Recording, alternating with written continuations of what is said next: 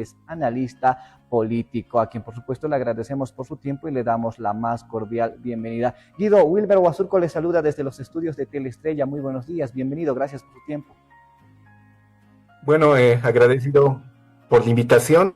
Bueno, aquí presto a vertir algunas opiniones y pensamientos sobre lo que hay de ese cabildo de los días pasados. Guido, ¿cuál es la lectura que hacemos sobre este cabildo organizado o impulsado por el senador Nilton Condori? ¿Cuál es el análisis que tú tienes?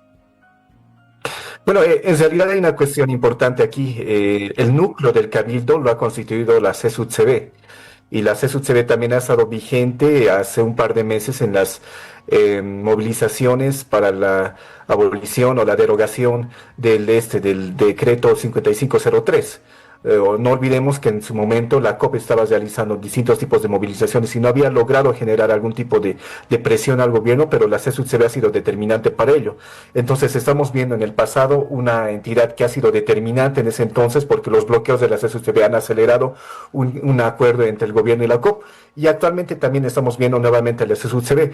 Entonces, el cabildo es simplemente una cuestión posiblemente de coyuntura, pero la CSUTCB posiblemente va a seguir articulando en base a otros actores, además de Nilton Condori y además de otro tipo de luchas, otro tipo de agenda, podemos decir, una agenda que va a acabar siendo más nacional.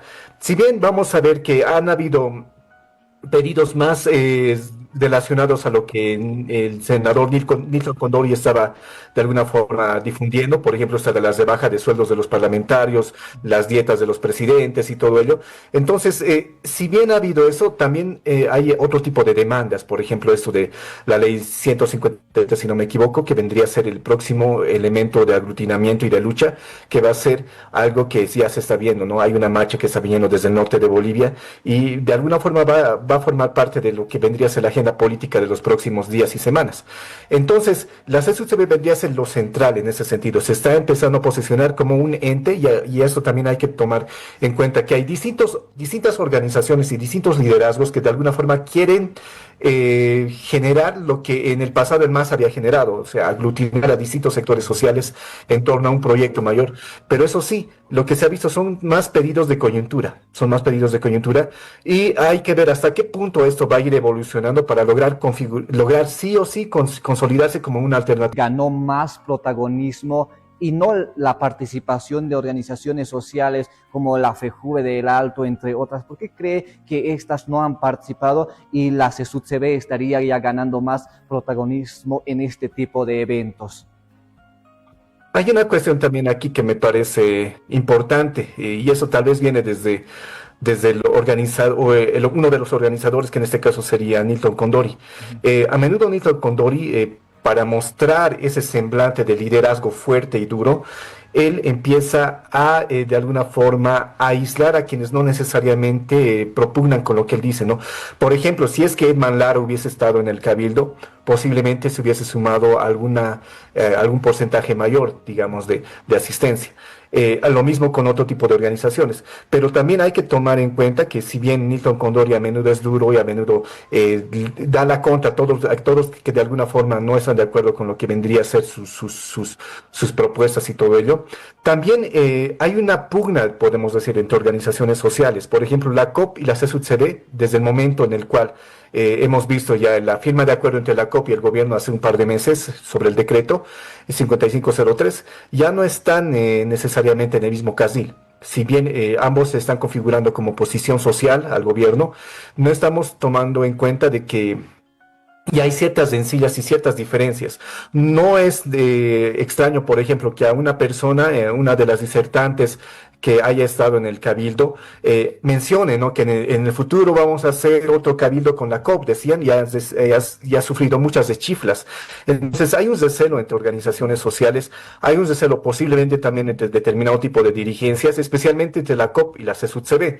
Entonces es posible que la COP haya influido para que otras organizaciones sociales como la COL, la Central Obrera Departamental y otras no hayan podido asistir al cabildo, ¿no? Y aquí también hay una cuestión también de ciertos de celo, pero también es una cuestión también de ver quién, en base a qué organización social se va a empezar a reaglutinar ese bloque que en el pasado conformaba el MAS, ¿no?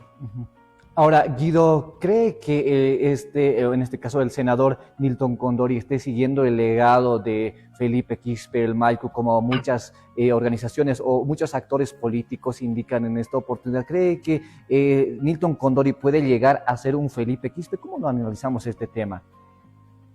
Hay una cuestión importante. Felipe Quispe nace a través del activismo político y un activismo que no necesariamente ha usado utilitariamente el sistema político boliviano. Es decir, Felipe Quispe no ha ingresado a la vida política siendo candidato, ha ingresado luchando por algún tipo de ideal, ha ingresado luchando por lo que él creía, especialmente desde el ámbito del indianismo, lo que él creía que era lo correcto, ¿no? Ha estado encarcelado. Posteriormente ingresa ya a la vida sindical y de la vida sindical da su salto a lo que vendría a ser la carrera política concreta. En otras palabras, Felipe Quispe ha hecho toda una carrera, podemos decir, toda una carrera en la cual, si bien en su primera postulación para la presidencia no ha tenido mucha fortuna, porque hay que ver también esa elección del año 2002, si no me equivoco, y posteriormente la próxima elección en la cual Evo Morales gana. Si bien no ha tenido una fortuna en esas elecciones, luego sí iba a posiblemente ganar en estas últimas elecciones para gobernación en el año 2020. Hay una cuestión ahí que me parece importante. Felipe Quispe iba a ganar por el voto homenaje, por el voto a lo que iba a ser toda su trayectoria. ¿Y qué implicaba la trayectoria de Felipe Quispe? Era una trayectoria más de coherencia, podemos decir. A Felipe Quispe no lo has visto ingresar y estar postulando por candidaturas en el movimiento al socialismo. Él se ha mantenido firme en ese sentido. Tampoco se ha visto inmiscuido como candidato en otro tipo de siglas, ya sea de lo que en ese entonces era la oposición política, al MAS. Entonces, Felipe Quispe está, podemos decir, a un nivel diferente por su coherencia y por la forma en la cual él ha tenido una trayectoria de vida bastante fiel a lo que eran sus principios. Ahora vamos a ver a un Nilton Condori que ya quiere ingresar directamente a saltar de senador suplente a ser candidato a presidente. Si bien en el pasado también ha sido candidato a alcalde, por ejemplo, en Santiago de Guata, si no me equivoco, también ha sido candidato por el MTS, o sea, ya tiene una vida política concreta, pero no necesariamente esto implica de que haya construido una imagen a partir de ahí. Lo de Felipe Quispe ha sido una consecuencia de sus actos y ha sido una consecuencia, podemos decir, natural, ¿no? La acumulación de todo lo que vendría a ser su lucha ha implicado de que sus mismas bases le hayan empujado a lo que él ha asumido. Ahora, a Nilton Condori no le está empujando ningún tipo de base, él realmente quiere posesionarse como el heredero político de Evo Morales o Nilton Condori. Felipe Quispe. Entonces hay distintos tipos de interpretaciones en este caso. El detalle es que se ha visto en las primeras, por ejemplo, en las primeras intervenciones de Felipe Quispe ya se veía una persona que sí tenía muy clara la situación, sí tenía muy clara lo que Bolivia necesitaba en ese entonces, pero en este cabildo no se ha visto necesariamente eso de Nilton Condori, aunque tampoco hay que reducir todo lo que Nilton Condori puede ofrecer a un solo cabildo, podemos decir, sino esto es algo de una construcción permanente. ¿Ve como un potencial candidato en esta oportunidad? Bueno, creo que es muy prematuro hablar de esto, como un candidato a presidente de aquí a 5 años, a Nilton Condori, Guido. En realidad hay una cuestión importante y eso también tomando en cuenta lo que vendría a ser la trayectoria de Felipe Quispe. Felipe Quispe en su primera etapa de político más allá del dirigente sindical que era, tenía un discurso bastante duro, un discurso más de indios versus caras y una forma en la cual empezaba a dicotomizar. Obviamente esos eran otros contextos políticos, eran otra situación política, otra coyuntura política de ese entonces, de hace más de 25 años, podemos decir.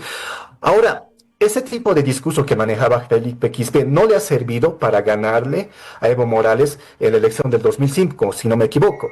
Entonces, hay un posible distanciamiento. ¿Por qué Evo Morales ha vencido a Felipe Quispe en ese entonces? Si Felipe Quispe era más coherente, su lucha era más genuina en cierto sentido, pero Evo Morales ha acabado teniendo un discurso más aglutinante, ha incluido lo que serían las clases medias, ahí también estaba Álvaro García Linera en su momento. Entonces, sí, simplemente por poner eso como un antecedente, si Nilton Condori continúa con ese discurso más de revoluciones, más de derramamiento de sangre, más de indios versus caras, más de 500 años y todo ese tipo de argumentaciones, posiblemente va a tener sí una votación dura, pero no le va a servir para saltar especialmente a las clases medias tradicionales y otras regiones del país. Entonces, hay una cuestión importante. En la época de Felipe Quispe de hace 25 años, se podía polarizar al país. país. ¿Por qué? Porque prácticamente estaban a flor de piel gran parte de lo que eran las desigualdades sociales, las formas en las cuales sí había ese tipo de exclusión a gran parte de la población del país.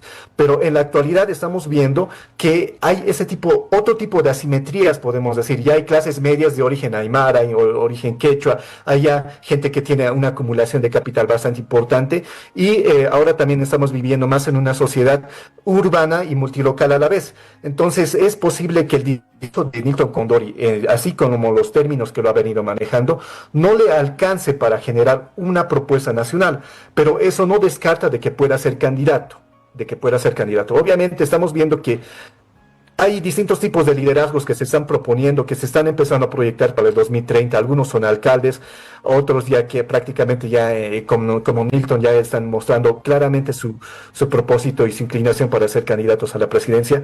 Pero eso sí, una cuestión es ser candidato y otra cuestión es proponerle al país algo que pueda generar el apoyo necesario para poder ser ya un presidente nato, ¿no? Guido, en este cabildo, bueno, también ha participado el candidato o el ex candidato del NGP, Zené Yaguasi. ¿Por qué cree que no se lo ha tomado en cuenta en el mismo? Sí, eso es algo que muchos nos estamos preguntando, de hecho.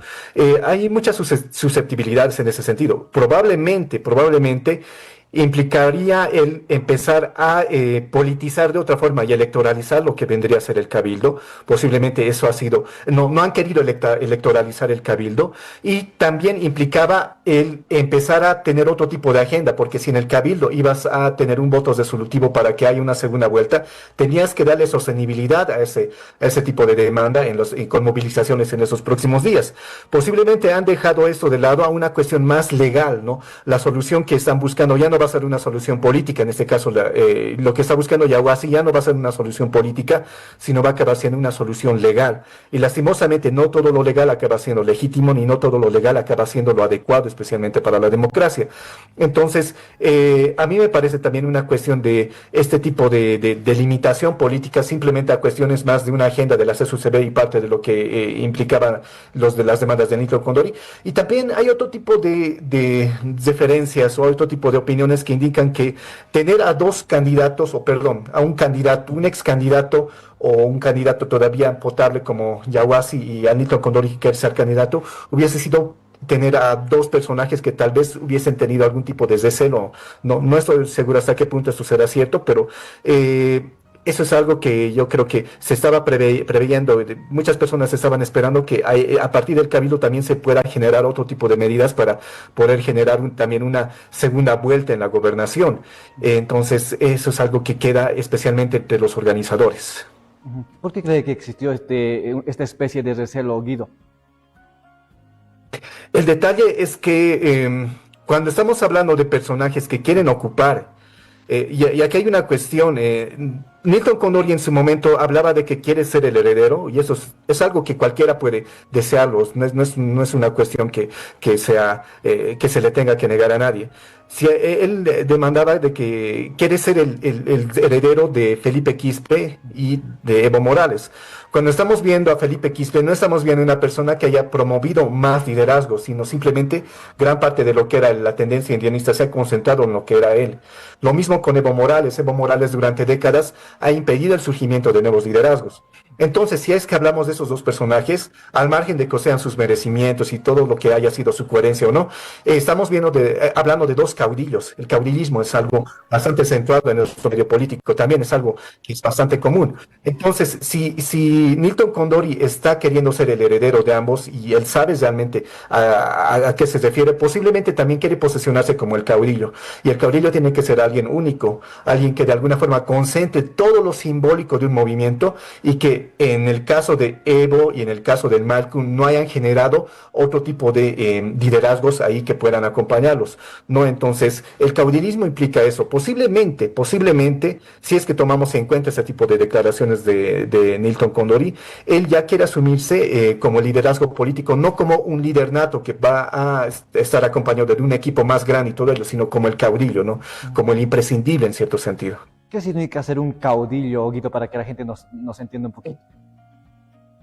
En realidad, cuando hablamos de líderes, estamos hablando de personas que se exponen a determinado tipo de proyectos, que se exponen a determinado tipo de demandas sociales. Pero un líder también es acompañado de un equipo grande de personas, de otros líderes también, ya sean jóvenes, ya sean mayores, gente nueva, gente que tenga ideas y todo ello. Pero un líder está acompañado siempre de más líderes, eso es algo que hay que tenerlo en claro. Pero cuando hablamos de un caudillo, estamos hablando de una persona que concentra prácticamente casi todo el poder y que prescinde de otras personas que puedan también mostrar liderazgos. En otras palabras, hemos visto un Evo Morales que durante 20 años ha de alguna forma concentrado gran parte del poder, y cuando realmente ya se necesitaban nuevos liderazgos, ahí había el efecto de esto, del caudillismo en sí. El caudillismo a menudo quiere representar él solo todo lo que es una lucha social, quiere representar él solo todo lo que vendría a ser un proyecto, ¿no? Entonces, esto no solamente es algo que se da, por ejemplo, con Evo y Felipe. Por ejemplo, Luis Fernando Camacho también es otro caudillo. Es algo bastante común también en nuestro medio. Posiblemente, si es que Nilton va por este camino, no sé si le va a alcanzar. En todo caso, lo que necesitamos en realidad son miradas más amplias, ¿no? No de alguna forma empezar a restringir el espacio a determinado tipo de personajes o de determinado tipo de liderazgos potables, y ver desde un ámbito más del contexto, lo que necesita nuestra gente. ¿Qué es lo que nuestra gente necesita ahora? Lo que nuestra gente necesita más que caudillos vendrían a ser propuestas, especialmente en relación a la solución a la economía, a la solución a la crisis política. Si bien esto es un proceso bastante de mediano plazo, podemos decir, es algo que ya se tiene que empezar a dar señales desde un inicio, ¿no? Ujú.